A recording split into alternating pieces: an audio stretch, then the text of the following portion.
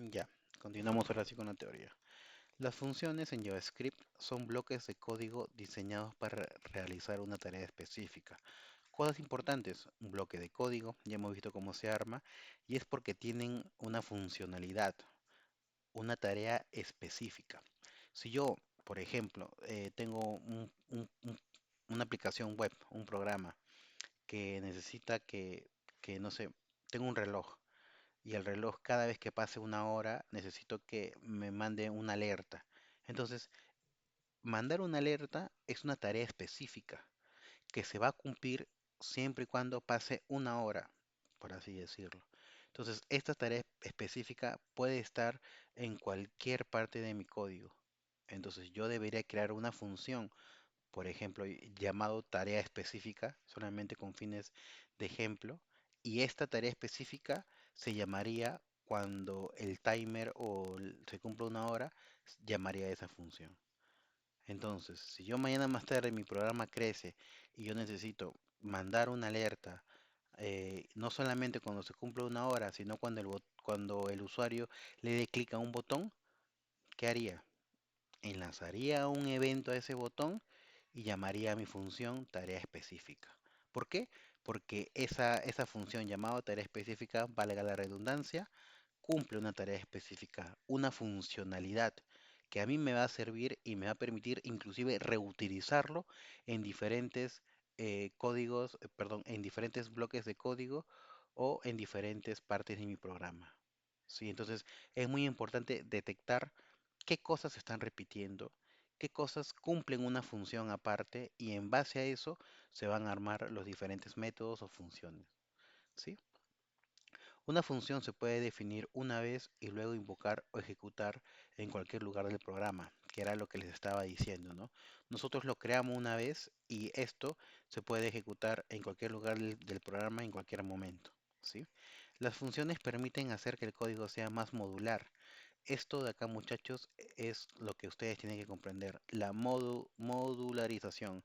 ¿Qué es la modularización? Básicamente es poder tener nuestro programa con bloques de código reutilizable y que tengan una tarea específica. Nuevamente, la modularidad para nosotros va a ser una porción de código, un bloque de código que tenga una tarea específica y que nos permita definitivamente hacer el tema de la reutilización, ¿no? Por eso nos dice más modular, más reutilizable y más organizado. Si nosotros nos podemos programar a lo loco como se dice, lo más probable es que no estemos haciendo nuestro programa modular y va a ser mucho más complicado darle mantenimiento al programa. Yo, cuando vea que se está llamando a una función y para poder entender, no sé, yo entro en el código de una persona, digo, validé condición y le pasa un true. ¿Qué estará haciendo adentro? Vengo al código de acá y veo, ok, está validando un if condicional, le paso la condición y si es true hace esto y si es false no hace nada. Entonces ya lo entendí. Entonces cada vez que vea esto en el programa voy a poder situarme en la declaración de la función y voy a ver qué es lo que hace. Si no, lo que haría es repetir varias veces, por ejemplo, esta porción de código en todo el programa y eso es una mala práctica de programación. ¿Sí? Características de las funciones en JavaScript. ¿Cuáles son las características que nosotros deberíamos tener en cuenta? La reutilización de código. Yo creo que esa es una de las principales características, ¿no? Podemos reutilizar el código en cualquier parte de nuestro programa. Como les estaba explicando, estamos repitiendo o reutilizando nuestro código con diferentes valores, ¿no?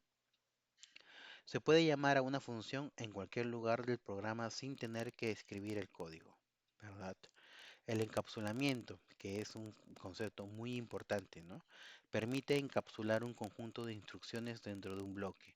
¿Cuáles son esos conjuntos de instrucciones? En nuestro ejemplo, este if de acá. Estamos encapsulando esta funcionalidad. ¿Sí? Está bien. Genial. ¿Qué más tenemos acá? Parámetros y retorno, que era lo que les comentaba.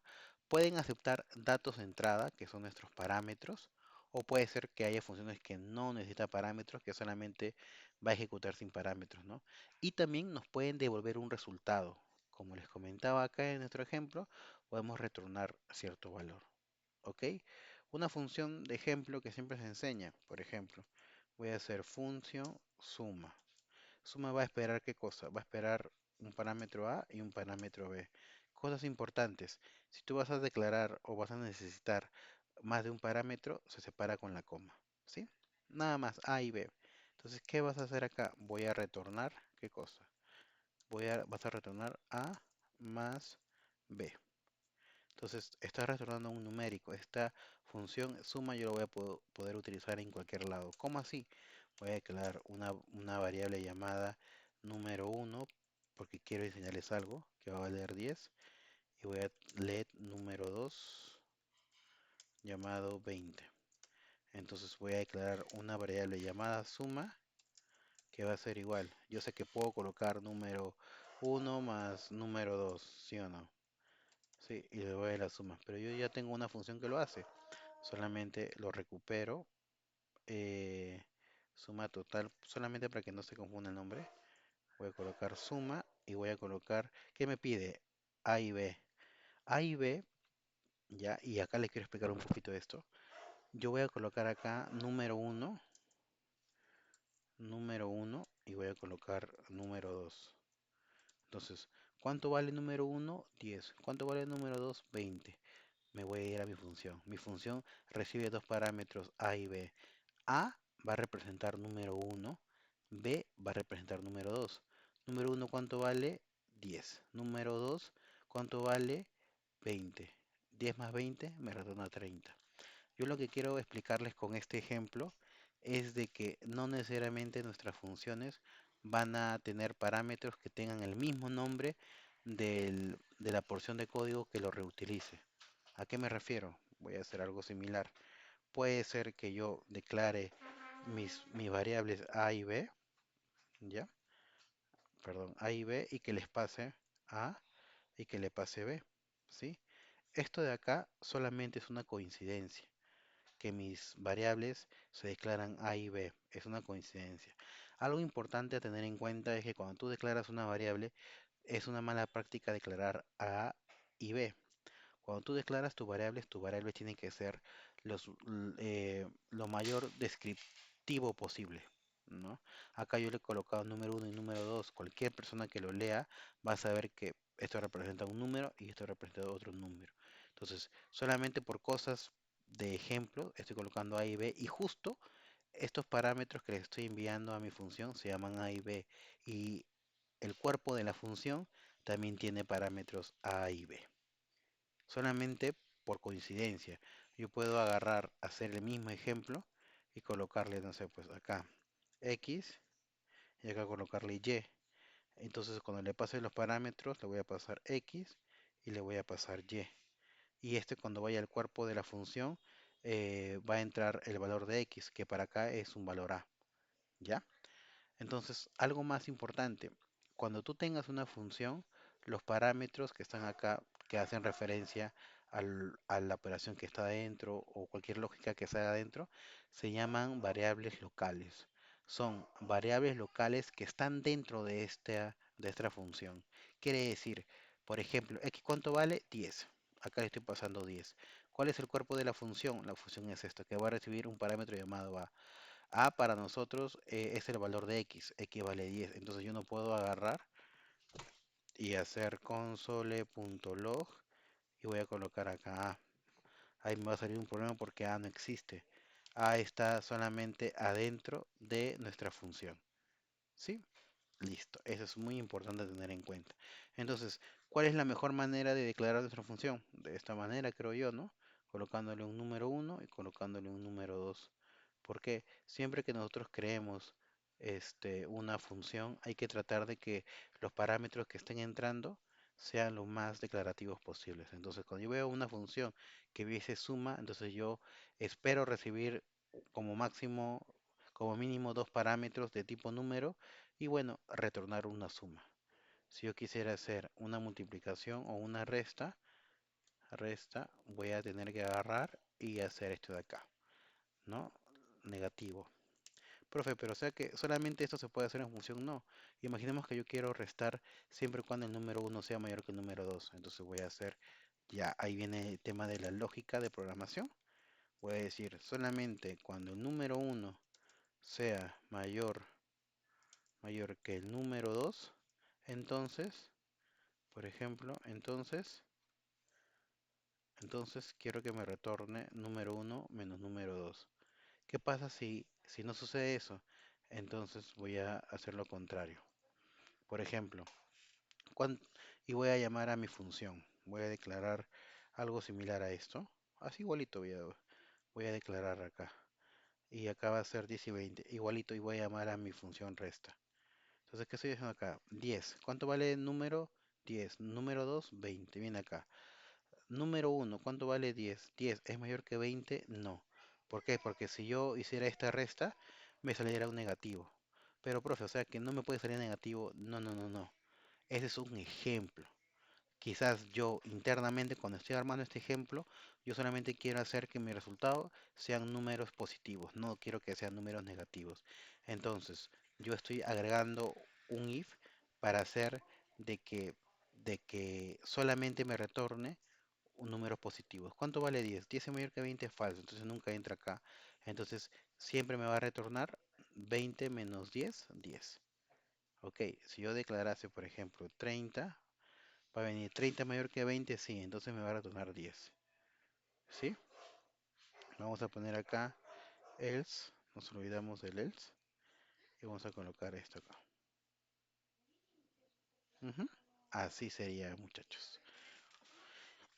Entonces, tenemos lo que son los parámetros y retorno y los scopes, que era lo que les comentaba, ¿no?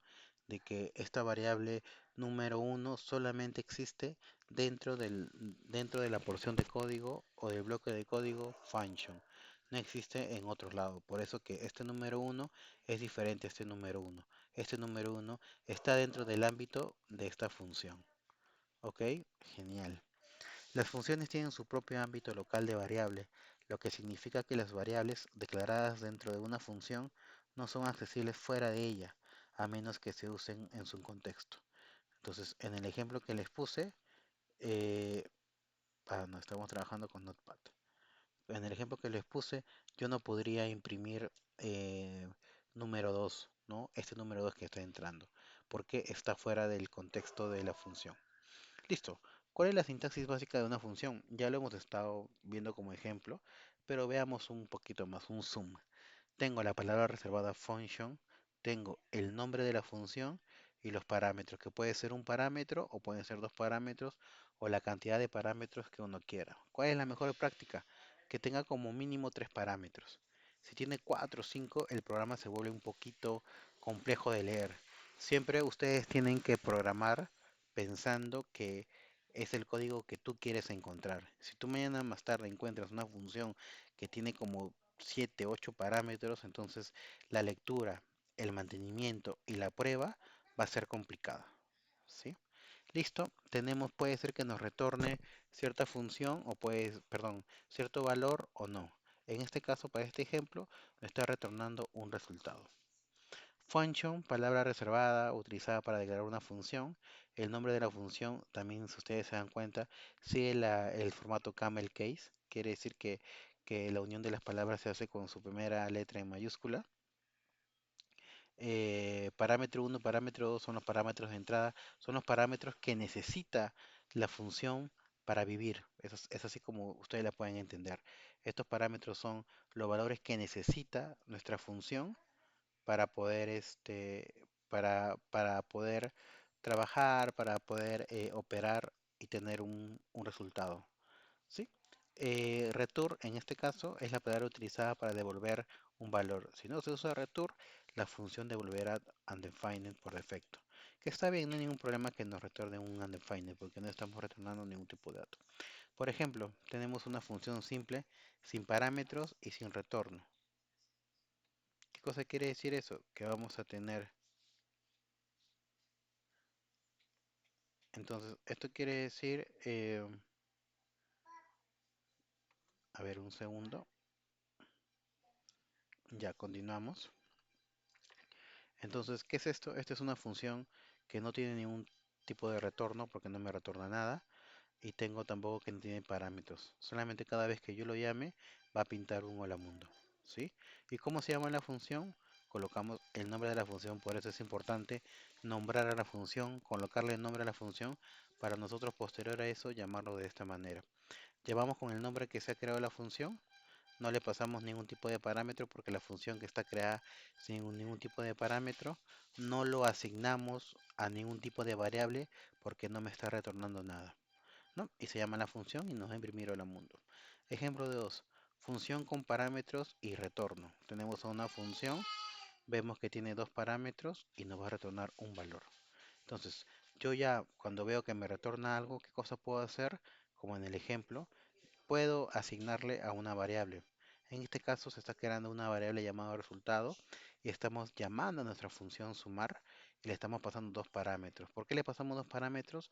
Porque esta función ha sido creada y te dice que necesita dos parámetros para que tú puedas utilizar esta función. Si no le colocas estos parámetros, no puedes utilizar esta función. Entonces, se pasa 5 y 3, 5 es como A, B es como 3 y se suma. Y se almacena en nuestra variable resultado. Este resultado ya se puede hacer cualquier tipo de cosa como imprimir. Listo. Ahora, tenemos, tenemos tipos de funciones en JavaScript, ¿no? Esto lo de arriba que hemos visto es todo lo que nosotros necesitamos saber para entender lo que es una función. Ahora, tenemos que saber que hay tipos de funciones y esto quizás es un poquito más avanzado. Primero, las funciones declarativas. ¿Qué son las funciones declarativas? Básicamente la que hemos visto.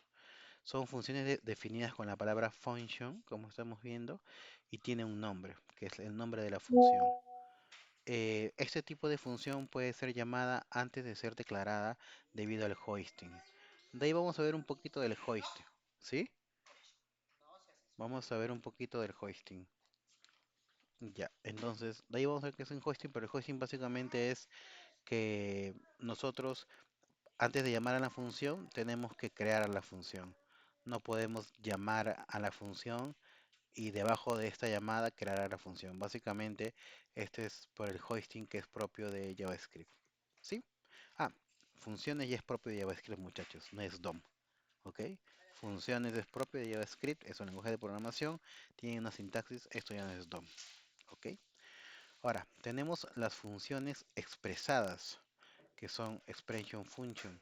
Son funciones asignadas a una variable, ¿sí?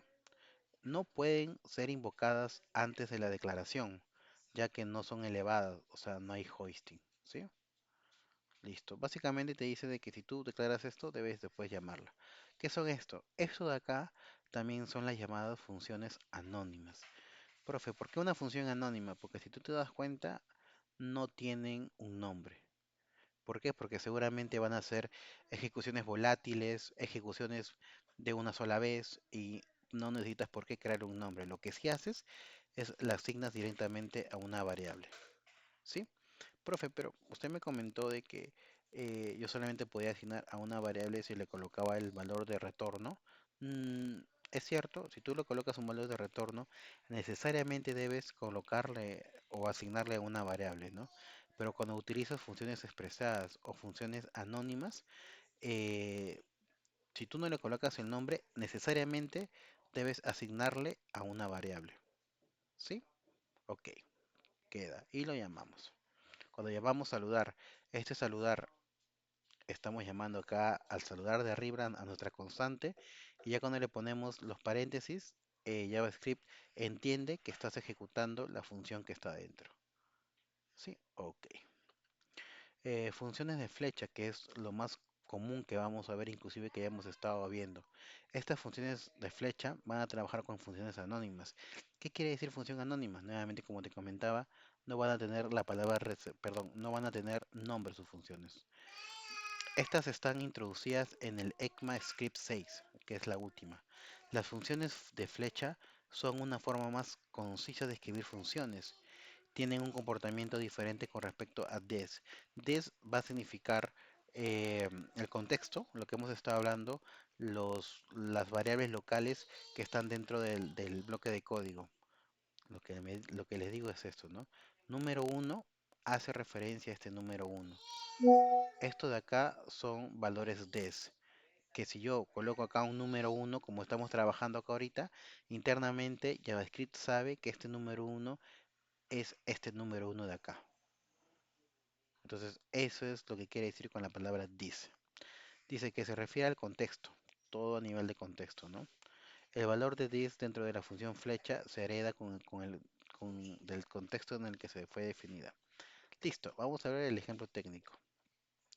Declaramos algo similar como esto, ¿sí? Que va a ser saludar. Vamos a poner los paréntesis. Estos paréntesis, acá si te das cuenta, ya no va a ir la palabra reservada a función y tampoco va a ir el nombre de la función. Lo que sí tiene que ir son los paréntesis. Así, no le coloquemos ningún parámetro, tiene que ir los paréntesis. Si le colocamos parámetros, van a ir acá los parámetros, pues. Entonces, ¿cómo se construye una función flecha? De esta manera. Tengo esto de acá.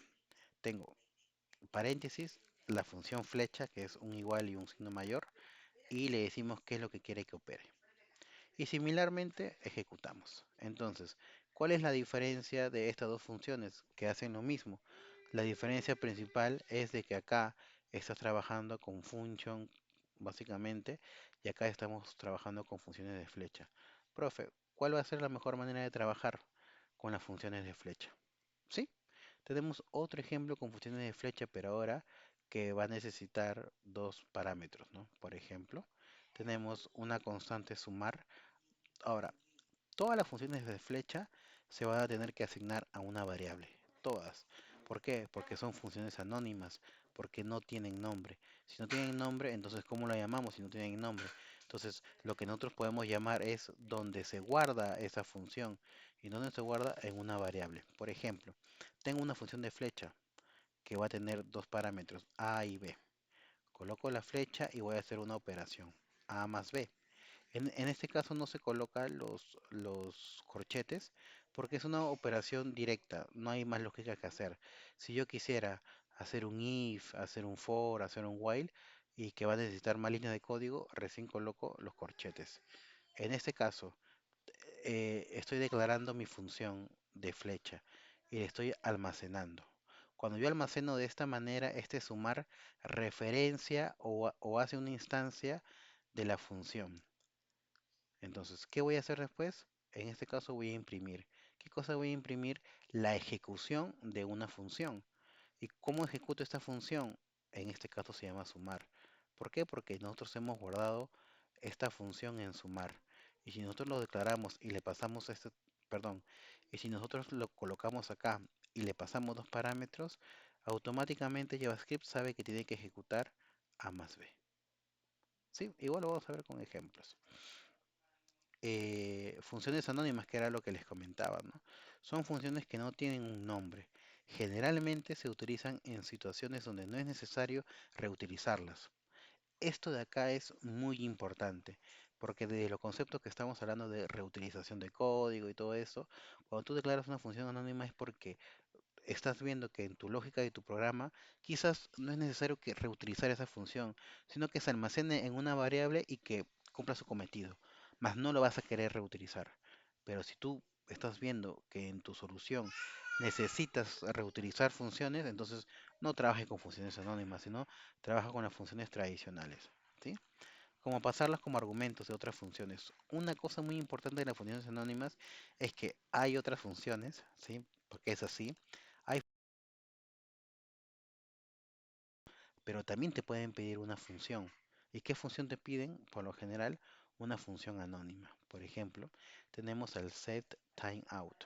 SetTimeout es para ver un tema de temporizadores, básicamente que se ejecute posterior a un tiempo determinado. SetTimeout te pide lo siguiente, te pide una función y te pide el, el delay o el tiempo en milisegundos que quieres que se demore para que ejecute esta función. Acá se le está pasando una función anónima, como ustedes pueden ver, porque no tiene el nombre de la función y se le está colocando lo que quieres ejecutar. Esto se ejecuta después de un segundo. Pasa el segundo y recién se ejecutó. Esto también puede ser hecho con la función de flecha. ¿A qué me refiero? De que nosotros podemos hacer esto de acá. Tenemos nuestra función principal y voy a copiar y lo que vamos a hacer es esto de acá. Esto va a ser de la siguiente manera. Voy a colocar esto de acá. A ver, espérame, espérenme. Voy a hacer esto de acá. Ujú. Y voy a hacer un console, lo de acá, ¿no? Acá, esto de acá. Y así sería nuestra función. ¿Sí? Console.log. O si ustedes quieren, colocarle así, ¿no? Console.log. Acá. Y lo metemos acá. Entonces estamos utilizando eh, nuestras funciones de flecha, que son las más modernas y son mejores de utilizar, ¿sí? Funciones autoejecutables. Este es otro concepto, no vamos a profundizar mucho, pero básicamente si tú quieres ejecutar una función que se autoejecute ella misma, la diferencia que tienes que hacer es colocarle un paréntesis antes de la función. Lo voy a copiar para que lo vean mejor. Entonces, ¿qué hago? Tengo mi función. Esto de acá es mi función. Pero para que se ejecute, yo necesito que declarar un paréntesis, colocar acá dentro mi función, como lo estamos haciendo, y después colocarle otros paréntesis y colocarle punto y coma, que es como si nosotros llamáramos a una función, ¿se acuerdan? Si nosotros tenemos nuestra función saludar, necesitamos ejecutar esto de acá, ¿sí o no? Entonces, ya no vamos a llamar a una función, sino vamos a ejecutar a una función directamente, que sería colocando estos valores de acá, ¿no? Y colocándole el cuerpo de toda la función, ¿no? Entonces, esto es como si fuese saludar y le colocamos estos valores porque no necesita parámetros y esto sería el resultado. ¿Qué pasaría si acá nosotros sí necesitamos parámetros? Por ejemplo, a, b y voy a colocar acá a más b, que va a ser una suma. Entonces, lo que voy a hacer es llamar acá a 5 o 4, perdón, 4,5 y el resultado va a ser 9. ¿Sí? Así es como sería. Entonces, estamos llamando a una función anónima, porque como ustedes saben, no se puede ejecutar una función anónima, porque se ejecutan funciones que tienen nombre. Por ejemplo, function saludar, por ejemplo, ¿no? Y va a hacer algo. Entonces, ese algo que va a hacer, nosotros lo vamos a llamar como con saludar. Y como no necesita parámetros, así llamamos a nuestra función. Pero las funciones anónimas que no tienen nombre, ¿cómo se llamarían? Colocándole estos paréntesis y nada más. ¿Sí? ¿Qué es lo que nos dicen acá? Perdón, acá. Parámetros predeterminados y el operador res. Esto de acá no lo vamos a ver mucho. ¿Sí? Básicamente vamos a dar una lectura rápida. Parámetros predeterminados. Por ejemplo, yo le quiero colocar este valor de acá. Esto lo vamos a hacer quizás en TypeScript. ¿Qué cosa quiere decir? Yo voy a tener mi función que va a ser saludar. Ya, este saludar va a necesitar un nombre, ya, y le estamos haciendo, necesita un nombre y vamos a hacer que me pinte, ya, un console.log. Y console.log voy a hacer con backstick, voy a decir hola y vamos a colocar el nombre, ¿no? Nombre. Entonces, cuando alguien quiera llamar a mi función saludar, tiene que pasarle el nombre, ¿sí o no? Yo lo voy a pasar Víctor. Listo. Entonces, cuando ya venga mi función, va a venir acá Víctor y me va a pintar. Pero, ¿qué pasa si viene alguien y dice, oye, ¿sabes qué? Yo no te voy a enviar nada. Entonces, si tú quisieras que tu programa sea tan versátil que permita valores por defecto, entonces tú le vas a colocar nombre igual y un nombre por defecto. Por ejemplo, eh, va a ser Manuel. Manuel va a ser el nombre por defecto. Entonces, acá me va a imprimir hola Víctor, porque yo le estoy pasando explícitamente un valor Víctor. Y si no le pasa nada, lo que va a pasar es de que nunca se va a sustituir esto. Si no le pasó nada, entonces nombre asume que no le pasaste nada, entonces va a tomar su valor por defecto. ¿Y quién va a ser su valor por defecto? Va a ser Manuel. Así. Hola, hola Manuel. Así es. ¿Sí? Siempre y cuando quieras que tu programa sea tan versátil que permita valores por defecto. ¿Ok? Listo. Eso es lo que nos dice los parámetros predeterminados. ¿Ok? Tenemos otro llamado operador res. Como le decía, no es tan importante ahorita, pero vamos a leerlo. Permite que una función acepte un número indefinido de argumentos como un arreglo. Esto de acá va a definir un arreglo. Entonces, si nosotros copiamos este ejemplo para hacer un poquito más de zoom, vamos a analizarlo. ¿Qué es? Tengo sumar todos, que lo que quiero decir que va a recibir un arreglo. Con los tres puntos yo le estoy diciendo que va a ser un arreglo. Y ya que es un arreglo, ¿qué cosa puedo hacer? Puedo hacer funciones de arreglo. No hemos visto todavía netamente arreglos, pero reduce lo que hace básicamente es eh, almacenar, ¿no? Va a acumular ciertos valores, ¿no? Esta es una función anónima que va a recibir un total y dos parámetros llamados total y números, y lo que va a hacer es sumar total y números. Entonces, cuando uno ejecute eso, tiene que mandarle varios valores, por ejemplo, uno, 2, 3 y 4. Entonces, lo que se le está mandando, por así decir, es me va a imprimir 6, 10.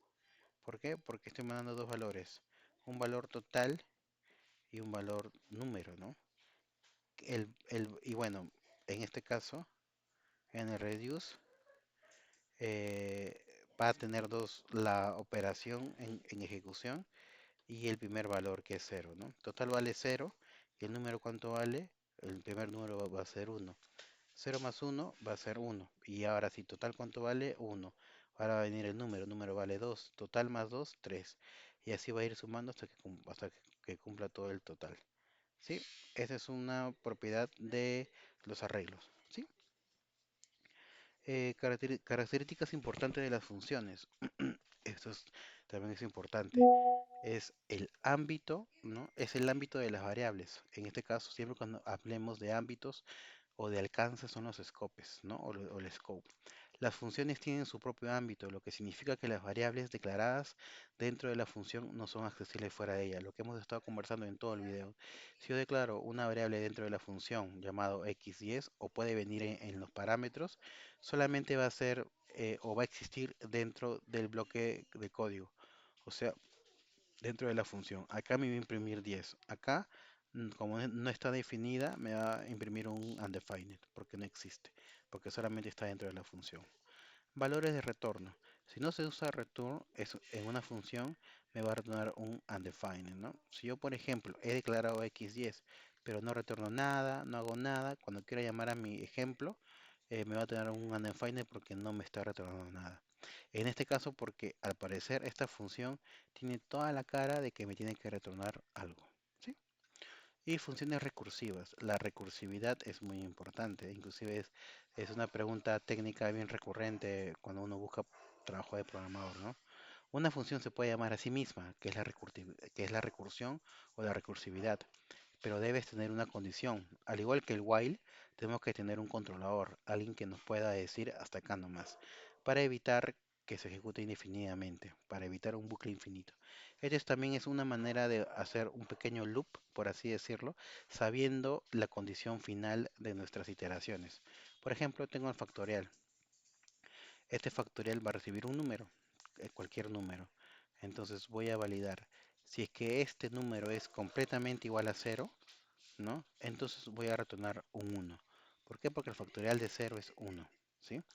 En el caso contrario, lo que voy a hacer es retornar el valor n por nuevamente la llamada. Entonces, estos problemas matemáticos son muy interesantes, ¿ya? ¿Y qué voy a hacer? Llamar nuevamente a mi método factorial, pero ahora le voy a pasar el n-1, porque ya tengo acá el n. Por ejemplo, yo sé que el factorial de 5 es 120, pero ¿cómo puedo hacer un programa que lo determine? 5, ok, mira, inclusive lo voy a poner acá, ¿sí? Para que se entienda. Es un problema muy bonito. Hace poco me vino también en una entrevista técnica, pero en Java, eh, recursividad, ¿sí? Y es lo mismo. Entonces lo que voy a hacer acá, voy a imprimir cada resultado. ¿Cuánto vale n? 5. 5. 5 es completamente igual a cero, no. Entonces me vas a retornar 5 porque n vale 5. Acá lo voy a poner ya. 5 por el factorial de n menos uno. Entonces, ¿cuánto vale n? 5. N menos uno, 4. Entonces voy a hacer acá n por factorial de quién? De 4, porque vale 4 ahora. O sea, estoy llamando al método. Ahí en la misma línea, esto se ejecuta. ¿Cuánto vale? Voy a copiar esto. ¿Cuánto vale el factorial de 4? 4. 4 vale n. 4 es completamente igual a cero, no. Entonces me vas a retornar 4 por factorial de 4 menos uno, 3. Entonces, ¿esto qué cosa vale? Ahora, esto vale 5 por 4 por factorial de 3. Listo. Entonces voy a ejecutar factorial de 3. 3 es completamente igual a cero, no. Entonces retorna 3 por factorial de 3 menos uno, 2. Entonces copio esto. Solamente lo que estoy haciendo acá es desglosar, por así decirlo, lo que está haciendo esa línea de ahí. ¿Sí? Y 2. Listo. 2. 2 es completamente igual a cero, no. Me va a multiplicar 2 menos factorial de 1. Nuevamente copio esto de acá. Y va a ser acá por 2 por factorial de 1. Listo. Factorial de 1. 1 es completamente igual a cero, no. Entonces me va a retornar 1 por factorial de 1 menos 1, que es cero. Entonces voy a agarrar, copiar y pegar. Y acá va a ser por 1 y por factorial ahora de cero. ¿Listo? Entonces factorial de cero. Factorial de cero es 0 es completamente igual a cero, sí. Entonces me retorna 1. Y ya no me va a retornar un factorial, sino me retorna un 1. Y como ya no tiene que retornarme nada más, simplemente un solo valor, termina termina la, perdón, termina el factorial primero que hicimos. Y todo esto de acá me da 5 por 4, 20, 20 por 3, 60, 60 por 2, 120, 120 por 1 por 1 es igual a 120. Entonces, así se está llamando recursivamente este factorial acá. Internamente, cuando hizo la primera vez esto desencadenó, vamos a ponerlo ya, esto desencadenó a esto.